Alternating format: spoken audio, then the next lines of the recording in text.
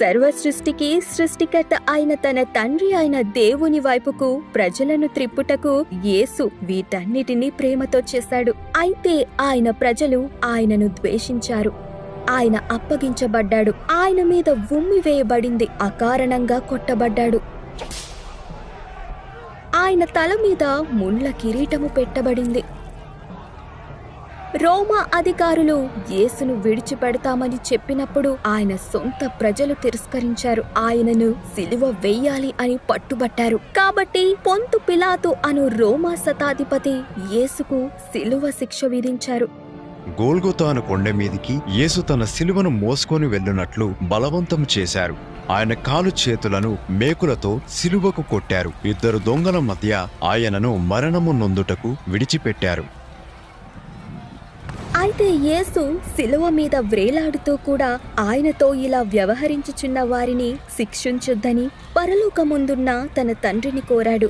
ఆకాశములో చీకటి కమ్మింది. అనేక గంటల పాటు శిలువ మీద వ్రేలాడిన తరువాత సమాప్తమాయను అని యేసు పలికాడు.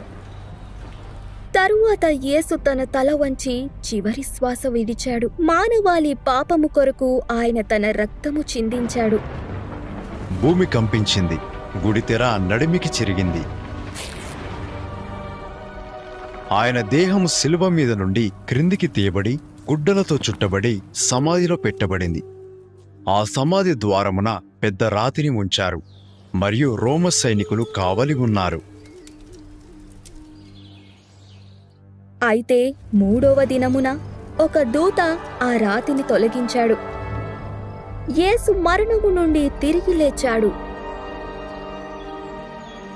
40 దినముల పాటు ఆయన అనుచరులకు, ఆయన నామమున పిలువబడిన వారికి ఆయన ప్రత్యక్షమయ్యాడు. యేసు తన అనుచరులకు పరలోక రాజ్యమును గూర్చి బోధించాడు. భయపడవద్దని పలికాడు. అయితే వారు చూచిన వినిన విషయాలన్నిటినీ సర్వలోకమునకు ప్రకటించమని చెప్పాడు. నమ్మి ఆయన నామమున ప్రార్థించు ప్రతి వారు రక్షణ పొంది దేవుని పిల్లలుగా పిలువబడతారని యేసు సెలవిచ్చాడు. తరువాత యేసు ఆరోహణమై పరలోకమందున్న తన తండ్రి యొద్దకు వెళ్ళిపోయాడు.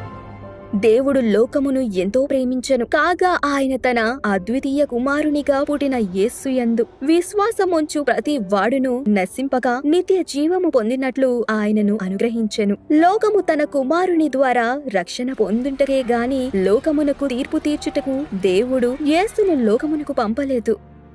దేవుని యొద్దకు తాను మాత్రమే దారి అయ్యున్నాడని యేసు చెప్పాడు. ఆయనే మార్గం, సత్యం, జీవం. ఆయన ద్వారాగాక ఎవరును సృష్టికర్త అయిన తండ్రి అయిన దేవుని యొద్దకు